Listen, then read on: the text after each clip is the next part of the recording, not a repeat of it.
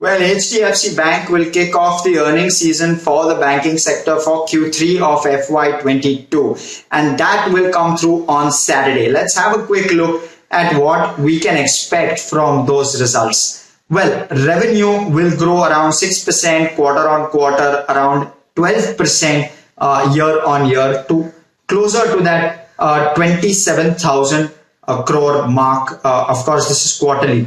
NII is also expected to trend upwards, 12.5% growth year on year in net interest income, which is expected to come closer to that 18,500 crore mark.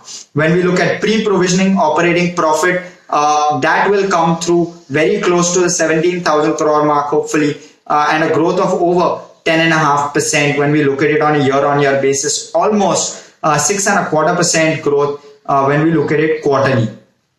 Gross NPAs are expected to trend slightly downwards but largely stable. So gross NPAs are expected to trend around 5 bips lower to around 1.3%, while net NPAs too are expected to come in at around 0.4%, which was what the case was even in Q2 of FY22. So stable NPAs is expected to come. PAT is expected to be at around, breach that 10,000 crore mark, grow at around 16.5% year on year, and come in at around 10,200 odd crores.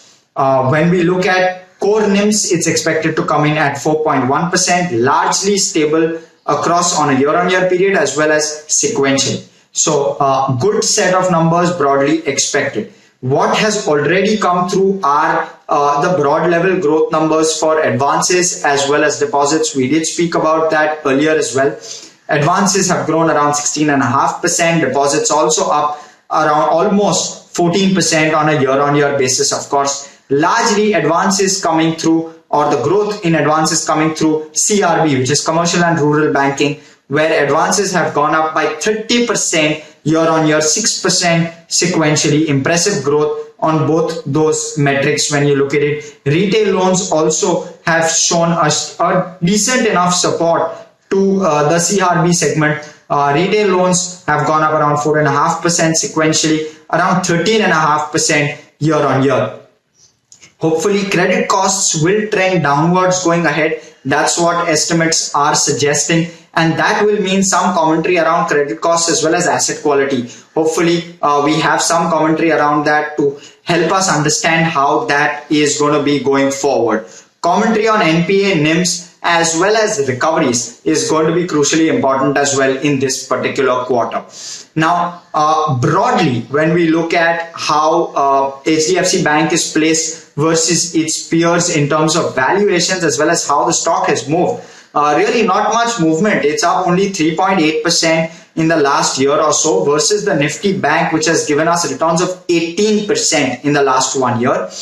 Even in the last 1 month, HDFC Bank's not moved much, 1% up, 2% in the last 6 months versus Nifty Bank returns of 4% in the last month and 8% in the last 6 months. In terms of relative valuations, also HDFC Bank on FY23 forward price to book is looking relatively less expensive.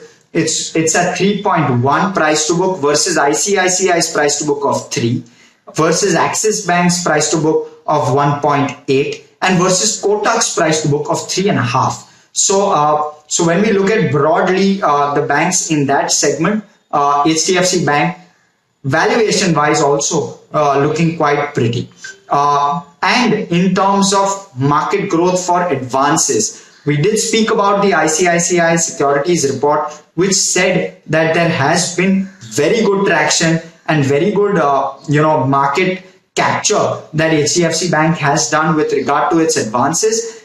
In fact, their market share has gone up from 8% in 2018 to 11.5% in 2021 December. So broadly, a good set of numbers expected from HDFC Bank to kick off the banking season earnings for Q3 of FY22.